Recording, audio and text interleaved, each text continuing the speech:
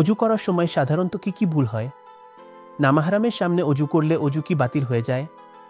নারী ও পুরুষের অজুর মধ্যে কি পার্থক্য আছে? চলুন দেখে নেই এই ভিডিওতে।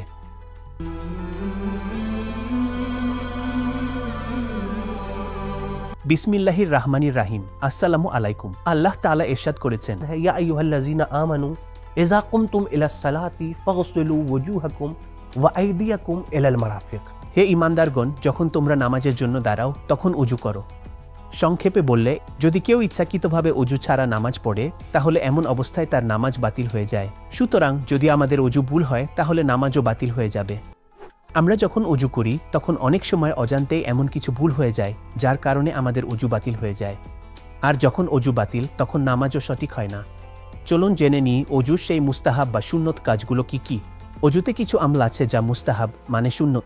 এগুলোর মধ্যে যদি কোনো ভুল হয়ে যায় তাহলে আমাদের অজু বাতিল হয় না। 1. অজু শুরু করার সময় বিসমিল্লাহ বলা।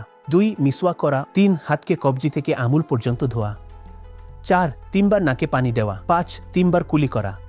6. কিছু মুস্তাহাব দোয়া পড়া, যেগুলো ইনশাআল্লাহ আমরা শেষ ভিডিওতে বর্ণনা করব। এই সব কিছু ছিল মুস্তাহাব। এখন আমরা সেগুলো নিয়ে আলোচনা করব যেগুলো অজুতে ওয়াজিব। আর যদি তাতে কোনো ভুল হয় তাহলে আমাদের অজু বাতিল হয়ে যাবে, যার ফলে নামাজও সহিহ হবে না। অজুর প্রথম ধাপ হচ্ছে নিয়াত করা। নিয়াত মুখে উচ্চারণ করা জরুরি নয়, মনে ইরাদা করাই যথেষ্ট। প্রশ্ন হলো, নিয়ত কখন করতে হবে? দেখুন, নিয়াতের জন্য কোনো নির্দিষ্ট সময় বা বাক্য দরকার নেই। যখনই আপনি নামাজ পড়ার ইচ্ছা করেন এবং অজু করার জন্য অজুখানার দিকে বা যেখানে আপনি অজু করবেন সেখানে রওনা হন, এটাই অজুর জন্য নিয়ত হিসেবে যথেষ্ট। মুখে কিছু বলার প্রয়োজন নেই। এখন চলুন দেখে নিই নিয়ত করার সময় কি ভুল হলে আমাদের অজু বাতিল হয়ে যেতে পারে। যদি কেউ লোক দেখানোর জন্য অজুর নিয়ত করে তাহলে তার অজু বাতিল হয়ে যায়। তেমনিভাবে যদি কেউ শুধু গরমে নিজেকে ঠান্ডা অনুভব করানোর জন্য অজু করে তাহলে সেই অজুও বাতিল হয়ে যায়। নিয়ত করার পর আসে মুখ ধোয়ার পর্ব। মুখ আমরা কোথা থেকে এবং কিভাবে ধোব আসুন দেখি এই স্ক্রিনে। মুখ ধোয়ার সময় কপালের চুল গজানোর জায়গা থেকে শুরু করে থুতনির নিচ পর্যন্ত ধোয়া জরুরি।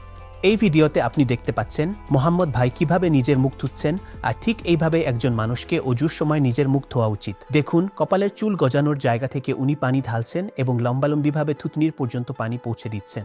প্রস্থের ব্যাপারে বলা হয়েছে যে পরিমাণ ধোয়া ফরজ তা হলো আঙুলের বুড়ো আঙুল থেকে মাঝের আঙুল পর্যন্ত জায়গা। তবে উত্তম হলো যেমন মোহাম্মদ ভাই করছেন, সামান্য এদিক ওদিক বাড়িয়ে ধোয়া। এইভাবে দেখুন, উনি প্রথমে ডান পাশ থেকে শুরু করে তারপর বাঁ পাশে ধুয়ে নিচ্ছেন। এটাই হলো উত্তম পদ্ধতি।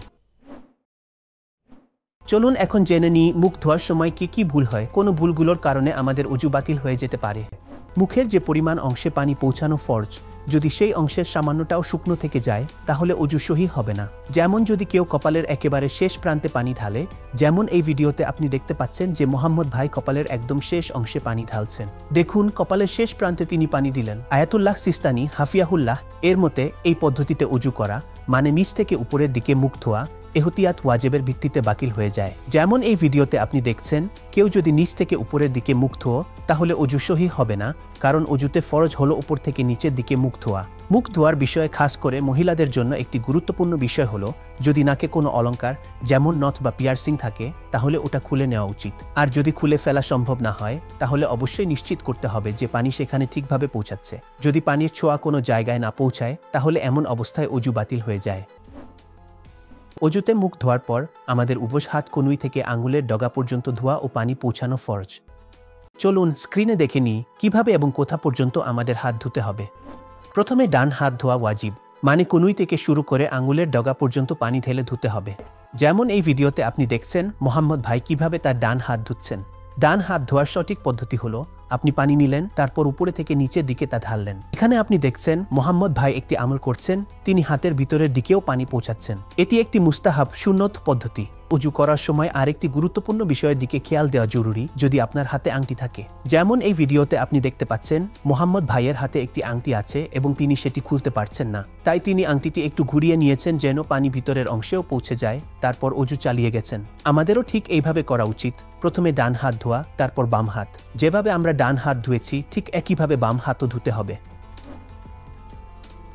চলুন এবার দেখে নিই হাত ধোয়ার সময় এমন কি ভুলগুলো হয় যেগুলোর কারণে আমাদের অজু বাতিল হয়ে যেতে পারে।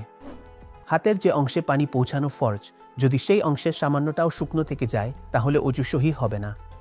যেমন যদি কেউ কনুই থেকে কেবল কবজি পর্যন্ত হাত ধোয়, যেমন এই ভিডিওতে আপনি দেখতে পাচ্ছেন মোহাম্মদ ভাই কেবল কবজি পর্যন্ত হাত ধুচ্ছেন, তাহলে এই অজু বাতিল।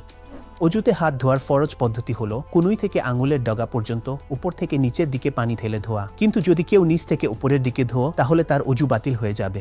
এই ভিডিওতে আপনি দেখতে পাচ্ছেন কেউ হাত ধুচ্ছেন কিন্তু উপর নিচ মিলিয়ে টানছেন। এটি ভুল পদ্ধতি এবং এমনভাবে অজু করলে অজু সহি হয় না। 2 হাত ধোয়ার পর অজুকারী ব্যক্তির জন্য এটা জরুরি হয়ে যায় যে সে মাথা মাসাহ করবে। চলুন স্ক্রিনে দেখে নিই কিভাবে মাথার মাসাহ করতে হয়। মাথার সামনের অংশে যতটুকু অংশে মাসাহ করা হয় তা যথেষ্ট, তবে উত্তম হচ্ছে যেভাবে মোহাম্মদ ভাই এই ভিডিওতে মাসাহ করছেন সেইভাবে করা। মুস্তাহাব হলো লম্বায় প্রায় 1 আঙুলের পরিমাণ এবং প্রস্থে 3 আঙুলের সমান জায়গায় মাসাহ করা, যেমনটা মোহাম্মদ ভাই করেছেন। এই 2 দিক থেকে এই পদ্ধতিতেই মাসাহ করা উত্তম এবং আফজাল। মাসাহ করার সময় কিছু এমন ভুল হয়ে যায় যার কারণে মানুষের অজু বাতিল হয়ে যেতে পারে। যেমন যদি কেউ বাইরের আলাদা পানি নিয়ে মাথায় মাসাজ করে তাহলে এমন অবস্থায় অজু সহি হবে না। আরেকটি সাধারণ ভুল যা অনেক মুমিন করে ফেলেন, চলুন স্ক্রিনে দেখে নিই। কিছু মুমিন ভাই তার হাত সম্পূর্ণভাবে ধোয়ার পর পানি বন্ধ করেন। যেমন এই ভিডিওতে আপনি দেখতে পাচ্ছেন মোহাম্মদ ভাই হাত ধুয়ে নেওয়ার পর পানি বন্ধ করেছেন। এই সময় তার হাতে কলের পানি লাগার ফলে আলাদা পানি তার হাতে এসেছে, এরপর সেই পানি দিয়ে তিনি মাসাহ করেছেন। এটা ঠিক নয়। এমন অবস্থায় মাসাহ সহি হয় না এবং মানুষের অজু বাতিল হয়ে যায়। তাহলে আমরা কি করব যাতে আমাদের অজু বাতিল না হয় এবং পানিও নষ্ট না হয়? চলুন এই ভিডিওতে দেখি আমাদের কি করতে হবে। আমাদের অজু এইভাবে করতে হবে যেমন এই ভিডিওতে মোহাম্মদ ভাই করেছেন। মোহাম্মদ ভাই কি করেছেন? তিনি পানি নিয়েছেন, বাম হাতের উপর পানি ঢেলেছেন, যা মুস্তাহাব পদ্ধতি। পানি ঢালার পর সঙ্গে সঙ্গে পানি বন্ধ করেছেন, তারপর হাত সম্পূর্ণ ধুয়ে নিয়েছেন। ধোয়ার পরে মাসাহ করেছেন। এই পদ্ধতিতে আমাদের অজুও বাতিল হবে না এবং পানি বাঁচবে। যদি মাসাহ করার জায়গা এত বেশি ভেজা হয় যে হাতের পানি আলাদা না হয়, মাসাহ হয়েছে কিনা বোঝা না যায়, তাহলে আপনার অজু বাতিল। মাথার মাসাহ করার সময় আমাদের খেয়াল রাখতে হবে যেন আঙুলগুলো কপালের পানি স্পর্শ না করে। যদি স্পর্শ করে তাহলে অজু সঠিক, কিন্তু যদি একই পানি দিয়ে আমরা পায়ের মাসাহ করি তাহলে অজু বাতিল। অজুর শেষ ওয়াজিব হলো 2 পায়ের মাসাহ করা। কিভাবে এবং কোথা পর্যন্ত পায়ের মাসাহ করতে হবে চলুন দেখি। পায়ের মাসাহ করার পরিমাণ হলো 1 আঙ্গুল থেকে পায়ের জোড় পর্যন্ত। স্ক্রিনে দেখা যাচ্ছে মোহাম্মদ ভাই দেখাচ্ছেন 1 আঙ্গুল থেকে শুরু করে পায়ের জোড় পর্যন্ত মাসাহ করছেন। এটাই ওয়াজিব পরিমাণ। প্রস্থে যতটুকু পানি পৌঁছায় তাও যথেষ্ট, কিন্তু উত্তম হলো পুরো হাতের তালু দিয়ে মাসাহ করা, যেমন মোহাম্মদ ভাই করেছেন। পায়ের মাসাহ করার সময় কিছু ভুল হয় যার কারণে অজু বাতিল হয়। চলুন স্ক্রিনে বুঝে নিই। যদি কেউ মাসাহ করার সময় হাতের বদলে পা টেনে নিয়ে যায়, যেমন এই ভিডিওতে মোহাম্মদ ভাই দেখাচ্ছেন মাথার মাসাহ করার পরে পায়ের মাসাহ করছেন, কিন্তু হাত টেনে না নিয়ে পা টেনে নিচ্ছেন। এই পদ্ধতি ভুল, এতে অজু বাতিল হবে। যদি পা একটু খানিকটা নড়াচড়া করে তাতে সমস্যা নেই, মাসাহ সঠিক। অজু সম্পর্কে কিছু গুরুত্বপূর্ণ পয়েন্ট জানা জরুরি। সবচেয়ে প্রথম পয়েন্ট হলো অজুর ওয়াজিব আমলে তরতিব থাকা জরুরি। অর্থাৎ প্রথমে আমরা মুখ ধুতে হবে, তারপর ডান হাত ধুতে হবে, এরপর বাম হাত ধুতে হবে, তারপর মাথার মাসাহ করতে হবে এবং শেষে 2 পায়ের মাসাহ করতে হবে। দ্বিতীয় পয়েন্ট হলো অজুর আমল ও আফাল কাজগুলো মধ্যে বেশি ফাঁকা থাকা উচিত নয়। চলুন এটা ভালোভাবে বুঝি। স্ক্রিনে দেখা যাচ্ছে অজুর আফালে খুব বেশি ফাঁকা থাকা ঠিক না, বরং কাজগুলো একটির পর একটি করতে হবে। কিন্তু যদি কেউ অজুর কাজগুলোর মধ্যে এত বেশি ফাঁকা দেয় যে লোকজন বলে মোলাত ভেঙে গেছে বা বলবে খুব বেশি ফাঁকা দেওয়া হয়েছে, যেমন এই ভিডিওতে মোহাম্মদ ভাই মাসাহ করেছেন, এরপর অজুর পায়ের মাসাহ দেওয়া উচিত ছিল, কিন্তু মাঝখানে ফোন আসে আর তিনি শান্তিপূর্ণভাবে ফোনে কথা বলছেন। যে কেউ এই দৃশ্য দেখবে বলবে ফাঁকা অনেক বেশি হয়ে গেছে। যখন তিনি কথা শেষ করে পায়ের মাসাহ দেন, প্রথমে ডান পা তারপর বাম পা, এভাবে অজু করা বাতিল। তৃতীয় গুরুত্বপূর্ণ পয়েন্ট হলো অজু করার জন্য পর্যাপ্ত সময় থাকা উচিত। যদি সময় এত কম থাকে যে আপনি অজু করে পরে নামাজ পড়তে যান, তাহলে আপনার নামাজ কাজা হয়ে যাবে বা নামাজের ওয়াজিব অংশ সময়ের বাইরে চলে যাবে। এমন অবস্থায় আপনার দায়িত্ব হলো তায়াম্মুম করা। ইনশাআল্লাহ তায়াম্মুম করার প্র্যাকটিক্যাল পদ্ধতি আমরা শীঘ্রই দ্বিতীয় ভিডিওতে উপস্থাপন করব। নামাহরামের সামনে অজু করলে কি অজু বাতিল হয়? নামাহরামের সামনে অজু করার ফলে বা নামাহরামের সামনে থেকে যাওয়ার ফলে অজু বাতিল হয় না। হ্যাঁ, যদি অশ্লীলতা বা লজ্জাহীন আচরণ ঘটে তাহলে মানুষ পাপীর মধ্যে পড়ে, কিন্তু অজু বাতিল হবে না। পুরুষ এবং মহিলার অজুর মধ্যে কি পার্থক্য আছে? মহিলা এবং পুরুষের অজুর মধ্যে বিশেষ কোনো পার্থক্য পাওয়া যায় না, শুধুমাত্র একটু মুস্তাহাব পার্থক্য রয়েছে। এই ভিডিওতে যেমন আপনি দেখতে পাচ্ছেন মোহাম্মদ ভাই কিভাবে পানি ঢালছেন, তার কনুইয়ের উপর পানি ঢালছেন। পুরুষদের জন্য এভাবেই পানি ঢালাটা মুস্তাহাব, কিন্তু এখন যেভাবে পানি ঢালা হচ্ছে সেটি মহিলাদের জন্য মুস্তাহাব। এইটাই একমাত্র পার্থক্য। আর যেমন ভিডিওর শুরুতে বলা হয়েছিল অজুর সময় কিছু দোয়া পড়া মুস্তাহাব, সেই দোয়াগুলো এই রকম।